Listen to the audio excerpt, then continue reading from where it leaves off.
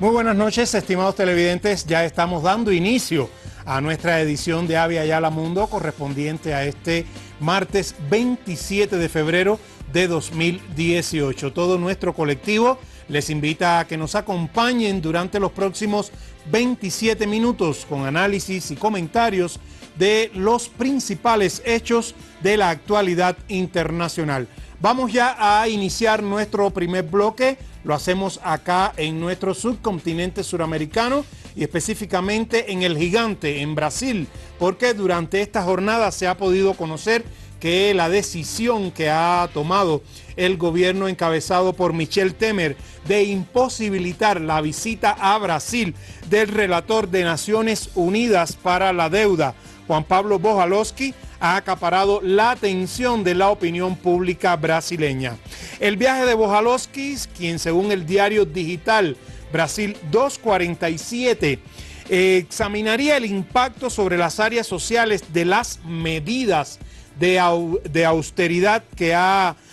tomado y que han sido promovidas por Michel Temer, debería producirse entre los días 18 y 30 del mes próximo. Pero hasta ahora ninguna nueva fecha fue presentada por el Ejecutivo para que esta visita se realice. Acá ven a Bojalowski, quien, según el representante de la organización no gubernamental, la ONG Conectas Jefferson Nascimento, esta visita sería una oportunidad para tener más información respecto a los impactos de la enmienda constitucional que congeló por 20 años los gastos públicos del gobierno. Bojalowski sería el único relator de Naciones Unidas en visitar al país en el primer semestre y presumiblemente durante todo este año, pues recordemos que en la segunda mitad del actual año 2018 estará condicionada por los preparativos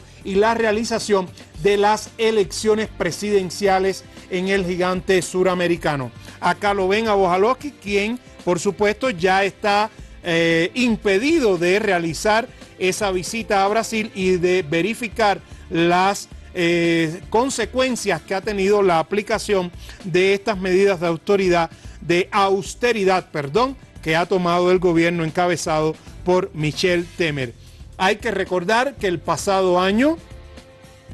el gobierno brasileño votó en contra de una resolución que renovaba el mandato del relator de Naciones Unidas para evaluar el impacto de las políticas fiscales sobre los derechos humanos y sobre las condiciones de vida del pueblo brasileño, que ven acá, que se han visto realmente muy perjudicadas con estas medidas de austeridad tomadas por Michel Temer y que han echado atrás años de logros que se habían conseguido en el gigante suramericano para la población de menos ingresos, gracias a las políticas de inclusión y de beneficio que habían sido adoptadas por los mandatos que habían encabezado primero Luis Ignacio Lula da Silva y después la presidenta Dilma Rousseff. Pues bien, ya estas situaciones son caóticas, pero no podrán ser revisadas por este relator de Naciones Unidas. Hay que recordar que esa resolución que Brasil votó en contra, como les decía, era un proyecto de dictamen en el cual los gobiernos del planeta reconocían que los programas de ajustes estructurales limitaban los gastos públicos, imponiéndole techos, lo cual conllevaba a una atención inadecuada a los servicios sociales, que son en última instancia lo más importante para estas capas de la población de menos ingresos. Vamos a seguir en Brasil porque otra información muy importante se ha dado a conocer durante esta jornada, y es que la fiscal general de la República, Raquel Doge, se rehusó de solicitar a la Corte Suprema la quiebra de los secretos bancario y fiscal del propio mandatario Michel Temer, según ha revelado este martes el diario digital Brasil 247. Según Doge, a quien tienen acá en sus pantallas, en la investigación que se sigue contra Temer por presuntamente recibir sobornos en pago al favorecimiento de empresas del sector privado, y sobre todo del sector portuario, todavía no existen elementos que justifiquen esa medida. La postura de la titular de la Procuraduría General de la República contrarió el criterio de la Policía Federal, que sí pidió acceder a los datos fiscales y bancarios de Michel Temer para poder detectar cualquier movimiento financiero sospechoso que pudiese demostrar pagos ilegales. Temer, así como su ex asesor especial Rodrigo Rocha y también el presidente de Rodrimar, una asociación que tiene que ver con estos servicios portuarios, Antonio Greco, entre otros, son investigados por el supuesto favorecimiento de esa empresa mediante un decreto firmado el pasado año por el titular del Ejecutivo, ampliando a 35 años las concesiones en ese sector portuario. Como ven, la fiscal general Dosh ha impedido que se extienda esta investigación y que se revelen esos secretos bancarios y fiscales del actual mandatario brasileño Michel Temer, y en cambio la propia justicia brasileña mantiene una persecución implacable y muy politizada, según han denunciado los principales líderes de los movimientos sociales y populares brasileños, contra Lula da Silva, quien, recordemos, sigue siendo el gran favorito, el principal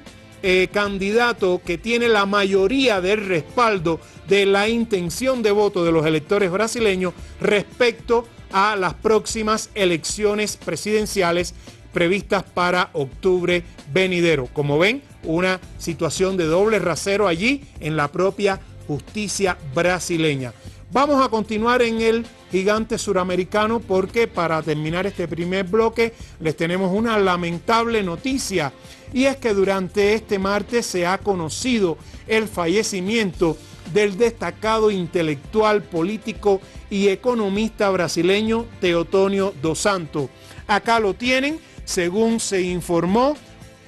Teotonio, uno de los grandes intelectuales latinoamericanos contemporáneos, murió este martes a los 82 años, según confirmó en un comunicado el Consejo Latinoamericano de Ciencias Sociales, el CLACSO. Fundador de esta organización académica en 1967, Teotonio fue uno de los principales intelectuales latinoamericanos que sobresalió por la interpretación de la obra de Carlos Marx al calor de los procesos regionales y gestó junto a otros pensadores la teoría de la dependencia. Así lo destacó en el comunicado el secretario ejecutivo de esta organización de CLACSO, Pablo Gentili. Teotonio sobresalió como economista, político, sociólogo, fungió como investigador nacional de la Universidad del Estado de Río de Janeiro y presidió la cátedra y red sobre economía global y desarrollo sustentable adjunta a la Organización de las Naciones Unidas para la Educación, las Ciencias y la Ciencia y la Cultura, UNESCO. El propio Pablo Gentili ponderó que Teotonio fue siempre generoso, dispuesto y abierto a compartir ideas, teorías, investigaciones, interpretaciones novedosas sobre la coyuntura, así como propuestas para superar los problemas del presente. Dos Santos fue parte de una corriente académica en las que participaron otros investigadores y docentes como Rui Mauro Marini y Vania Bambirra, que impulsaron el estudio del Capital de Carlos Marx en Brasil, más tarde en Chile en los años 60 y 70, y también impartieron clases en la Universidad Nacional Autónoma de México. Con la muerte de Teotonio dos Santos se nos va uno de los más grandes intelectuales latinoamericanos de la época contemporánea. Llegue a todos sus familiares, amigos y colegas nuestro sentido pésame. Y hasta aquí este primer bloque. Vamos a nuestra primera pausa. Al regreso vamos con más de la información y los hechos trascendentales de nuestro continente latinoamericano.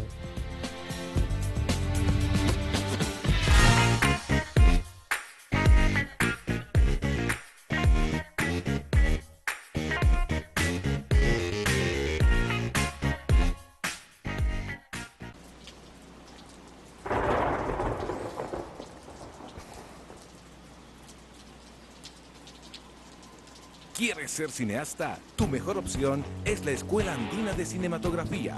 junto a los grandes maestros del cine boliviano y la mejor tecnología. Inicio de clases, 19 de febrero. Informes al 228-1854 y 705-56-770. La Paz, Bolivia.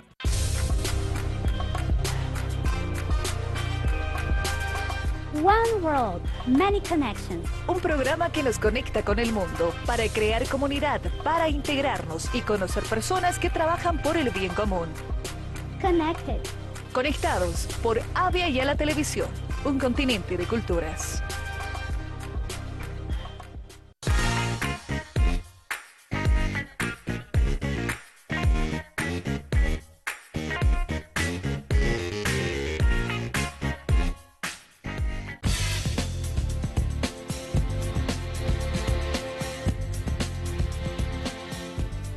Estamos de vuelta para nuestro segundo bloque. Vamos a continuar, como les había adelantado, acá en Latinoamérica, exactamente en Venezuela, porque durante este martes el presidente venezolano Nicolás Maduro formalizó su candidatura para los venideros comicios presidenciales que se van a desarrollar en esa nación sudamericana el 22 de abril venidero. Allí, durante su presentación, fue recibido, como pueden apreciar, por los integrantes del Consejo Nacional Electoral, las rectoras al centro, Tibisay Lucena, máxima rectora del Consejo Nacional Electoral venezolano. También ven a su lado a Socorro Hernández, otra de las rectoras de dicho ente electoral venezolano, y ratificó el cumplimiento de los requisitos establecidos por la ley para cumplimentar la inscripción ante el máximo órgano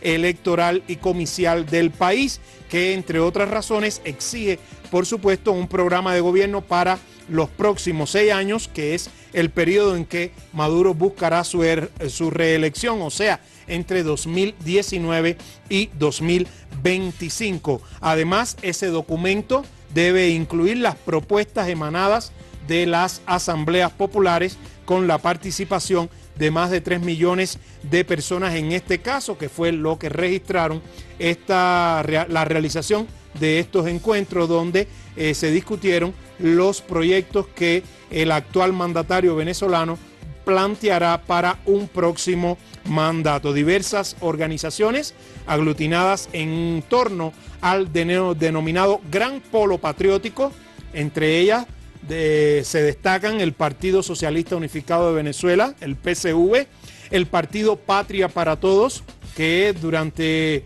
todo este periodo desde el año 2000 ha sido un aliado de la Fuerza Revolucionaria, sobre todo el Partido Patria para Todos se destacó por su respaldo irrestricto al lamentablemente fallecido presidente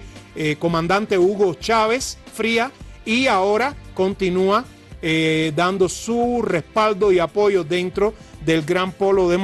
Patriótico a la candidatura única, que en este caso ha correspondido después de la discusión con las masas en el propio actual mandatario Nicolás Maduro. Bueno, también se incluyen dentro de ese Gran Polo Patriótico el movimiento Somos Venezuela, que ha generado sobre todo un enorme respaldo a la Asamblea Nacional Constituyente, y muchos de sus integrantes no pertenecen a estos partidos políticos, pero se han aupado en torno a este movimiento social Somos Venezuela, y también ratificaron su respaldo a la candidatura de Maduro, así como el Partido Comunista de Venezuela, que también desde el año 2000 se ha destacado por su lucha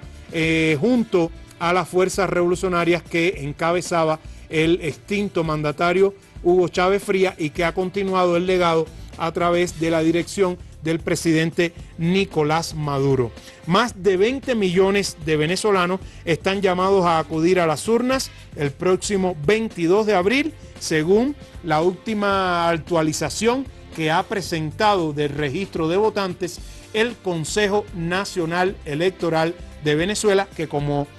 vimos es encabezado por la rectora Tibisay Lucena. Vamos a continuar con Venezuela, aunque la información se generó en Ginebra, y es que durante este martes el canciller Jorge Arriaza, por supuesto el canciller venezolano, ha reiterado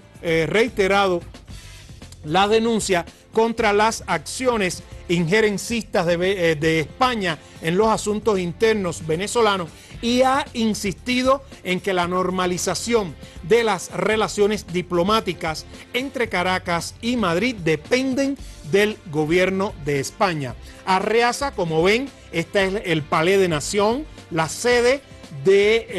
europea de las Naciones Unidas, y allí durante una rueda de prensa a propósito de la 37ª sesión del Consejo de Derechos Humanos, en el cual Arriaza está participando, pues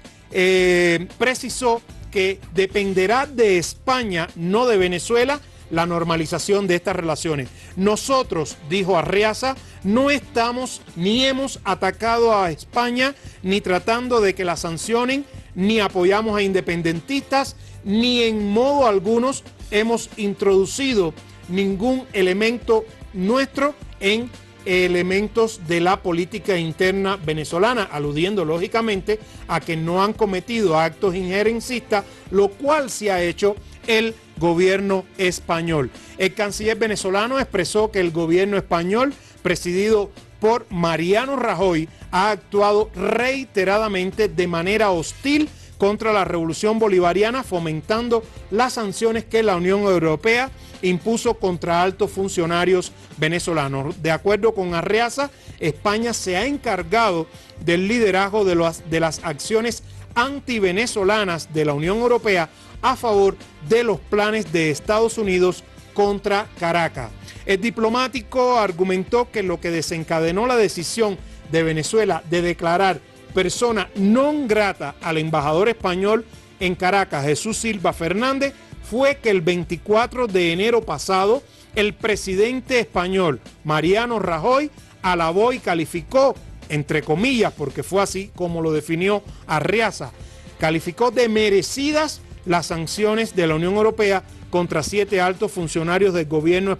venezolano, lo cual, como ha expuesto Arriaza, el gobierno de Venezuela lo rechaza plenamente. El gobierno venezolano ha denunciado las continuas injerencias del mandatario español Mariano Rajoy en los asuntos internos venezolanos, así como lo que ha calificado como bochornosa subordinación del gobierno español a la administración del presidente de los Estados Unidos, Donald Trump. Un hecho que lamentablemente se ha reiterado a lo largo de estos años de la revolución bolivariana, porque a pesar de que han transcurrido ya unos cuantos años, una década y algo más de aquel intento de golpe de Estado contra el entonces presidente comandante Hugo Chávez en el año 2002, no se puede olvidar que el gobierno encabezado por Aznar, el gobierno español, fue el único que desde un primer momento se alió a los intereses de Estados Unidos en apoyar a aquellos golpistas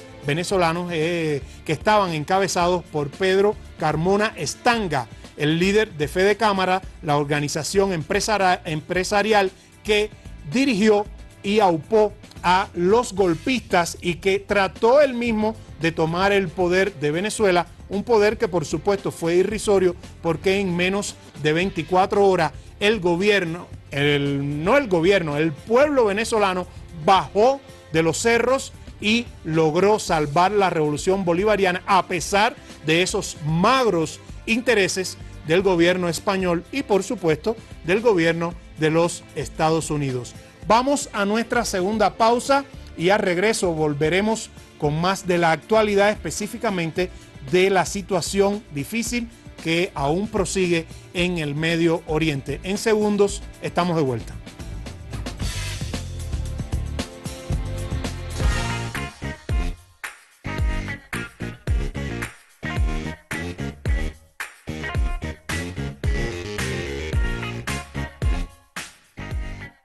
Seleccionamos las mejores variedades de uva para galardonar el coraje de nuestro pueblo, reflejando en esta botella el espíritu de 200 años de libertad. Este es nuestro bicentenario. Colbert, dan gusto a la vida.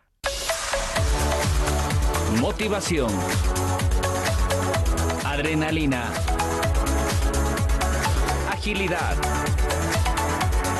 Disciplina. Pasión. De lunes a viernes, 12:30 horas y 19, domingos 19 horas. Aviala Deportes. Aviala Televisión, un continente de culturas.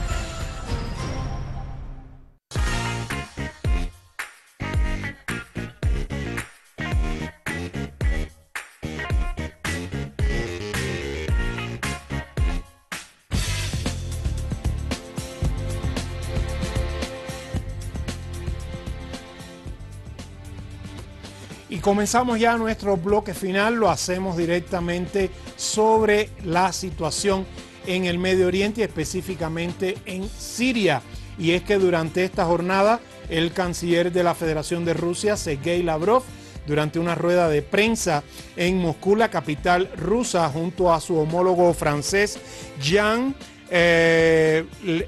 Le Drian, ratificó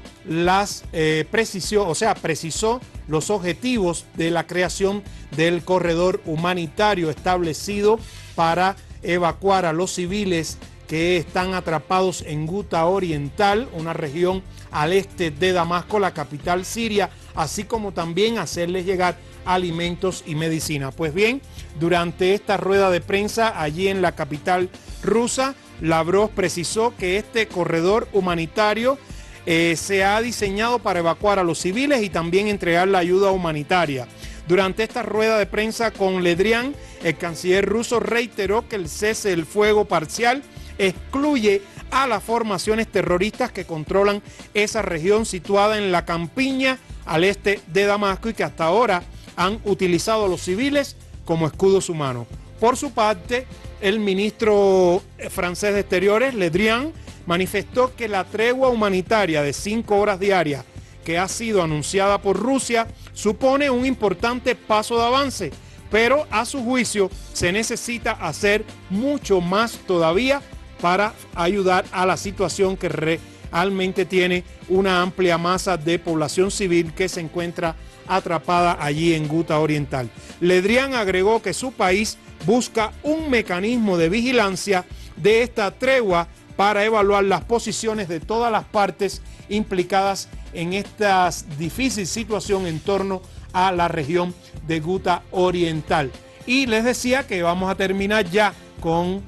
también con Siria en este último bloque, porque además de estas declaraciones del jefe de la diplomacia rusa, el Ministerio de Defensa de Moscú, o sea, de la Federación de Rusia, reiteró su denuncia sobre violaciones a la tregua humanitaria que comenzó durante este martes por parte de las formaciones terroristas que están actuando allí en esa región al este de Damasco. Según el Ministerio Ruso de Defensa, las formaciones terroristas violaron la pausa humanitaria pactada allí al atacar posiciones de las fuerzas gubernamentales. Acá tienen en sus pantallas al mayor general Yuri Evtuchenko, quien es el jefe del Centro Ruso para la Reconciliación en Siria, quien expresó que durante la tregua que comenzó este martes, los grupos armados continuaron las agresiones contra el ejército árabe de Siria,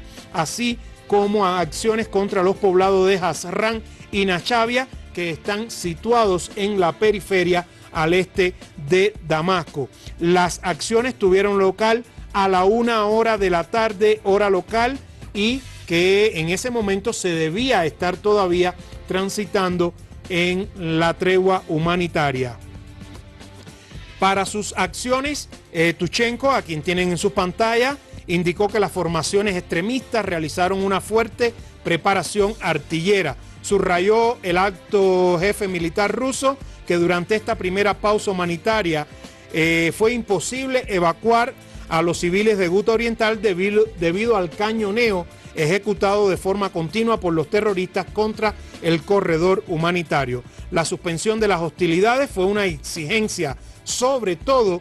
que realizaron Estados Unidos, Francia y Reino Unido, pero el alto mando ruso recordó que ninguna de estas naciones ha sido capaz de presionar a esos grupos armados que tienen el control de Ghouta Oriental para que respetasen la tregua, según lo estableció la resolución 2401 del Consejo de Seguridad de Naciones Unidas, aprobada el sábado último. Desde Ghouta Oriental, como ustedes pueden ver en estas imágenes, los terroristas continúan atacando con morteros zonas residenciales de Damasco, donde en la última semana perecieron al menos 4 personas y 50 recibieron heridas. Una situación bien compleja, pero que la postura que ha destacado Moscú a partir de las declaraciones tanto del canciller Sergei Lavrov como del jefe del Centro para la Reconciliación en Siria, el mayor general Evtuchenko, es de continuar este miércoles con la aplicación de esta tregua humanitaria para lograr tratar de evacuar a estos civiles que se encuentran atrapados allí en medio de esta confrontación por la fuerte ofensiva del ejército de Siria y porque estas fuerzas extremistas continúan irrespetando ese acuerdo alcanzado el sábado pasado en el Consejo de Seguridad en Naciones Unidas en la ciudad de Nueva York. Hasta aquí lo que teníamos previsto para la edición de este martes 27 de febrero. Recuerden que estamos esperando todas sus inquietudes y sugerencias a través de nuestro correo electrónico aviayalatvmundo@gmail.com y también que pueden seguirnos a través de las cuentas en Twitter @aviayalatvmundo y @jcaviayala. Como siempre, les esperamos mañana a las 21 horas, siempre en Avia Yala Televisión. Muy buenas noches.